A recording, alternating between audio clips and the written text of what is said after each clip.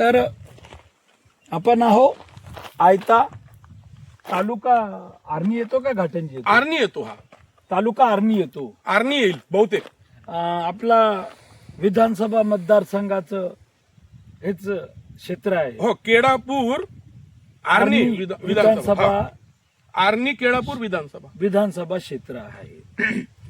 आणि खरंच हे माझ्या अंदाजानं फॉरेस्ट लँड असायला पाहिजे. कोणी वैयक्तिक एवढा मोठा रिस्क घेऊ शकत नाही, कारण ज्यांच्या जागेवर आहे त्याच्यावरही गुन्हा दाखल होऊ शकते ना.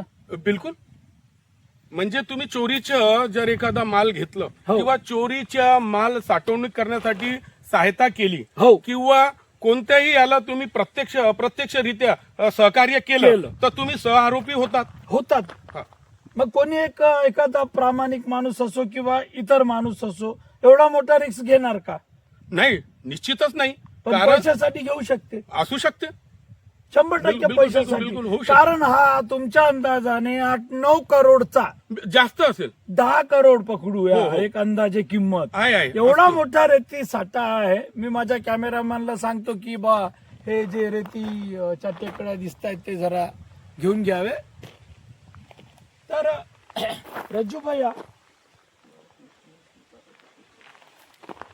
रज्जू भाई तुमचं सामाजिक काम भरपूर आहे. हो, अन्याय अत्याचार भ्रष्टाचाराविरुद्ध 29 वर्षापासून करत आहोत. 29 वर्षापासून करत अनेक आहोत. याचिका उच्च न्यायालयामध्ये तुम्ही प्रलंबित आहे. उच्च न्यायालयामध्ये न्यायप्रविष्ट आहे. याचिका दाखल केलेली आहे. अनेक केले आहे. अनेक केलेल्या, काही रिझल्ट आलेले आहेत.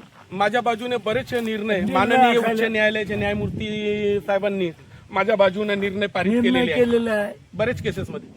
तुम्ही अभ्यास करून समोरचं पाऊल उचलतात. हो, तर तुमच्या मताने आज एवढा मोठा साठा रेतीचा अवैधरित्या घरकुलसाठी लोक भांडत आहे की रेती भेटत नाहीये म्हणून. हो, गरीब लोक, हो, गरिबांना घरकुल भेटतो. शासनाने म्हटलेलं आहे की घरकुलासाठी आम्ही रेती निशुल्क. निशुल्क हो, GR काढलं त्यांनी. निशुल्क आम्ही देईल. हो, काढलं. पण आतापर्यंत झालं नाही ते. ते मला माहित नाही. मला माझ्या नजरेत तर आलं मला नाही, आठवत नाही आणि तसे काही माझ्याकडे तक्रार वगैरे कोणाची आली नाही. तर काय राज्य सरकार, मुख्यमंत्री, उपमुख्यमंत्री, हे महसूल मंत्री हे या आपल्या बातमीनंतर, तुमच्या तक्रारीनंतर हे कारवाई निश्चित करेल का तुम्हाला वाटेल? हे बघा कसं आहे, मी तक्रार माननीय देवेंद्रजी फडणवीस साहेब जे राज्याचे मुख्यमंत्री आहे हो. आणि एक अभ्यासू व्यक्तिमत्व आहे. हो. आणि त्याचप्रमाणे शिवसेनाचे उपमुख्यमंत्री जे आहे एकनाथजी शिंदे शिंदे साहेब, तर हे फार चांगलं व्यक्तिमत्व आहे. अच्छा. तर मला नाही वाटत की त्यांना अशा प्रकारचे गैरप्रकार माहिती असेल आणि त्यांना माहीत झाल्यानंतर ते लोक असे कृत्य करणाऱ्यांना पाठीशी घालेल किंवा कारवाई करेल नाही असं मला वाटत नाही. निश्चितच ते लोक कारवाई करतील. कारण शिंदे साहेब जे आहे उपमुख्यमंत्री साहेब ते स्वभावानं खूप शिथिल आणि शांत आहे. त्यांना काही तेवढं माहीत राहत नाही. आणि फडणवीस साहेब जे आहे मुख्यमंत्री हो. त्यांनाही कदापि राज्य फार मोठं आहे आणि बऱ्याचकडे त्यांना लक्ष द्यावं लागते. त्यांच्याकडे तक्रार गेली म्हणजे निश्चितच ते कारवाई करतील. पण अजून एक गोष्ट आहे, लोकशाहीचा देश, बर. निवडणुका होतात, हो, लोकप्रतिनिधी निवडून येतात. हो. मग लोकप्रतिनिधीचं कर्तव्य नाही आहे का? हा कर्तव्य लोकप्रतिनिधीच्या आधी लोकसेवकांचं आहे. कारण लोकप्रतिनिधी हा आणि लोकसेवक म्हणजे जिल्ह्यातला सेवक कोण आहे? जिल्हाधिकारी. हो. जिल्हाधिकारी, SDO, तहसीलदार हो. या लोकांना वेतन भेटतो, सुख सुविधा भेटतो, गाडीचं सगळं ड्रायव्हर भेटतो, हो. सगळं काही भेटतोय. तर प्रथम कर्तव्य त्यांच्या होतं कारवाई करायचं. हे भ्रष्टाचार उघडकीस आणणे, शासनाचा पगार कशाच्या भरोश्यावर भेटतो, हो. सर्वसामान्य जनतेच्याकडून विविध प्रकारच्या टॅक्स राज्य शासनाच्या कोषमध्ये जातो, हो. त्या कोषगारातून या लोकांचे वेतन होतात. आता दुसरी बाजू तुमचा प्रश्न आहे लोकप्रतिनिधी. निश्चितच लोकप्रतिनिधी जेव्हा निवडून आले आहे तर लोकप्रतिनिधी यांना सुद्धा सगळ्या प्रकारचं मानधन भेटतो. काय भेटतो? मानधन मानधन. तो पगारी नाही आहे, तो मानधन तत्वावरील लोकप्रतिनिधी आहे, म्हणजे लोकांचे प्रतिनिधी आहे. लोकांना काय त्रास आहे, कोणते म्हणजे कोणती त्यांच्या समस्या समोर आहे. समस्या आहे, त्यांच्यावर कोणतं संकट आहे, त्याला निवारण करणे हो. याकरिता ते आपण निवडून पाठवत असतो आणि त्यांना वेतन भेटत असतो, मानधन म्हणून हो. सर्व सुविधा भेटत असतो. बरोबर आहे. त्यामुळे त्यांची जबाबदारी आहे. आणि विरोधी सत्ता पक्षातलेच म्हणून लोकप्रतिनिधी नाही, तर विरोधी पक्षमध्येही निवडून आलेले लोकप्रतिनिधी असतात, लोकसेवक असतात. त्यांचंही काम आहे त्यांचंही काम आहे की अशा बाबींकडे लक्ष द्यायचं. आता मी तर कोणतं लोकप्रतिनिधी नाही आहे आपण आणि थोडंसं- कोणत्या पक्षाचा माणूस नाही. मी एक रज्जू भैया, सामान्य कार्यकर्ता नागरिक आहे, सामाजिक आपण कार्यकर्ता आहे. 2 पावले पुढे चालू. हो. चालता चालता आपण बोलू. हो. कारण कसं आहे, हा डोंगराळ भाग झालेला आहे. हो, रेतीचा मनुष्य निर्मित हे जे डोंगर तयार केलेलं आहे, बरोबर. या डोंगराळ भागामध्ये हो. टुरिस्टही येऊ शकतात हो फिरायला, हो. रेतीचा आनंद घेऊ शकतात. आता मला तर हे सगळं पाहून आनंद आणि परमानंदच्या विषयच पडलं नाही. माझ्या डोक्यामध्ये एकच प्रश्न आहे, एवढं मोठं म्हणजे वाळूच्या साठा निर्मिती झाली आणि जिल्हाधिकारी, एसडीओ, तहसीलदार हे कसे याकडे दुर्लक्ष केले. डोळे जाग केले. हो. त्यांची शासनाची यंत्रणा हो. काय करत होती हेच मला माझ्या डोक्यामध्ये चालू आहे. तर मी टुरिस्ट ते आनंद प्रश्न माझ्या डोक्यात येत नाही आहे. त्यामुळे आनंद आणि परमानंद याविषयी मी स्वतः बोलू शकत नाही. पर आता पहा रज्जू भैया, हे बघा, आपण तिथून चालत येत आहोत, पण हे रेतीचा साठा संपून नाही राहिलेला आहे. मागे सुद्धा खूप आहे. हो, आपण जर या रेतीच्या ढिगारावर जर चढून हो बघितलं हो. तर आपल्याला निश्चितच हे पूर्णपणे दिसून जेवढं येते. असं आहे हो, खाली खाली. तसंच असा घेर घेऊन तिकडं खाली आहे. ठिकरा आहे. आणि तो किती मीटर जो टॉप असतो हो कोणत्याही टेकडीचा, हो तो त्याच्यानंतर टॉप किती रुंदीचा आहे हो, तो आपल्याला बघावा लागेल.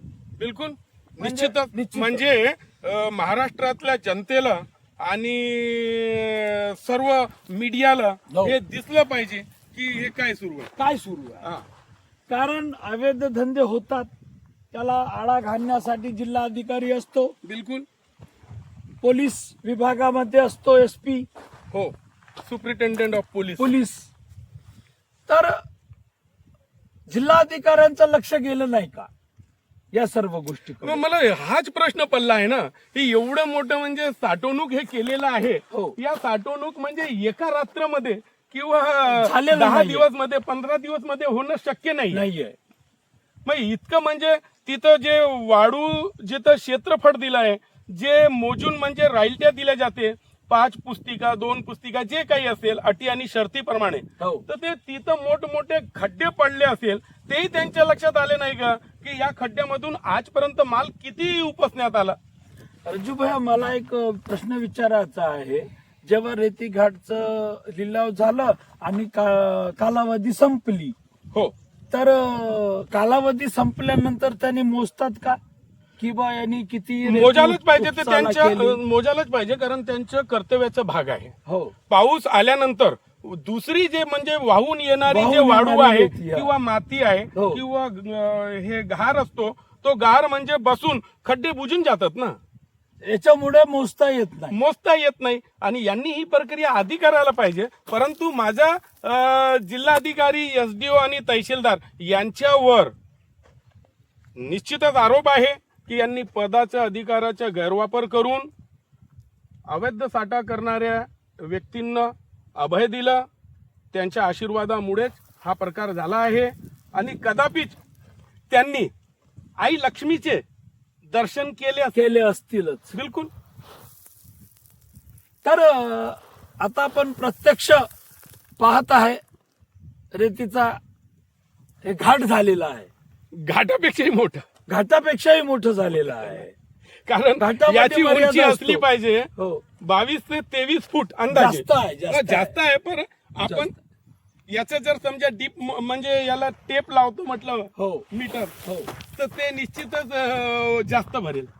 आता याची मोजणी हो समजा आता आपल्या तुमच्या तक्रारीमुळे हो, आणि आपल्या न्यूज महानायकच्या माध्यमातून हो तुम्ही जे प्रश्न उपस्थित केले हो त्याच्या माध्यमातून, न्यूज चॅनलच्या माध्यमातून जेव्हा लोकांपर्यंत जाईल, जिल्हाधिकाऱ्यापर्यंत तुमची तक्रार आणि हे व्हिडिओ जाईल, नाही, आम्ही जिल्हाधिकारीला तक्रार अजिबात करणार नाही, कारण त्यांचेच मुळे हे झालेलं आहे. ते दोषी असतीलच. 200%, 200%. आता मी समजा एखादा, तुम्ही जर समजा चोरी केली हो, आणि मी तुमच्याकडे तक्रार केलं, तर तुम्ही तुमची चौकशी करून घेणार का? नाही. किंवा एखादा जर व्यक्तीनं विचारलं, हो. बापू महानायक तुम्ही चोरी केले का? हो. सोनिया हो. बापू, हो. तर तुम्ही म्हणणार का? नाही. हो, मी चोरी चोरी केली. अग्रीच होत नाही. एग्रीच होत करतच नाही. मग याच्यासाठी आम्ही त्याच्या तक्रारीमध्ये लगेच, तुम्ही तक्रार प्राप्त झाल्यापासून शक्य तेवढा लवकर तुम्ही SIT तपास बसवा.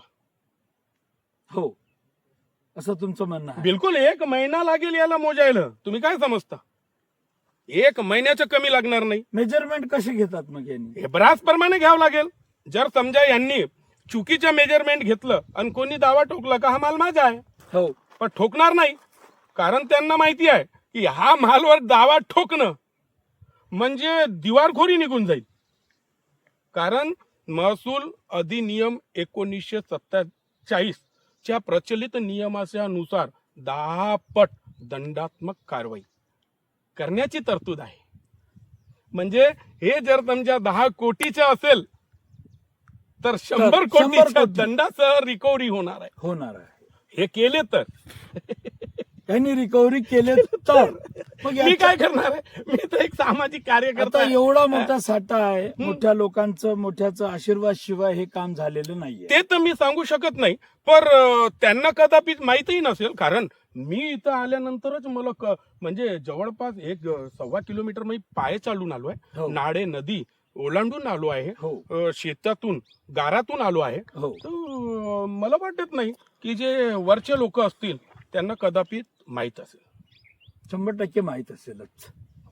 याच्यात भरपूर शासकीय कर्मचारी, निश्चित आहे. राजकीय नेते,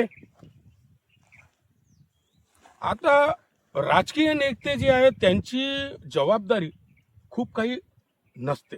कारण पटवारी झाले, तुमचे मंडळ अधिकारी झाले, RI, नायब तहसीलदार झाले, SDM झाले, जिल्हाधिकारी झाले, या लोकांची एक प्रशासकीय सेवा करण्याची पद्धत आहे आणि त्या पदावर ते कार्यरत आहे आणि म्हणून ते अधिकारी आहे आणि त्यांना अधिकार होता. मग एवढं वाढू इथं गोळा झाली ही बाब त्यांना कशी माहित नाही? माझ्यापर्यंत पांढरकवड्याला माझ्या व्हॉट्सअपवर तक्रार येते, वाढू साठ्याची फोटो येते आणि मला माहिती आहे, त्यामुळे मी इथं आलो आहे. आणि इथं आल्यानंतर तर चक्क मी स्वतःच हैराण झालो आहे. म्हणजे आजपर्यंत मी माझ्या कारकीर्दमध्ये एवढा मोठा वाढूचा साठा बघितलं नाही बघितलं. तर पहा, आज आपण रज्जूभैया सोबत आलो. एवढा मोठा रेतीचा साठा बघितल्यानंतर आश्चर्यचकित होत आहे. तर याच्यावर जिल्हाधिकारी, मुख्यमंत्री, उपमुख्यमंत्री, महसूल मंत्री काय कारवाई करेल हे आपण पाहूया. पाहत राहा न्यूज महानायक. मी विकी देशेट्टीवार.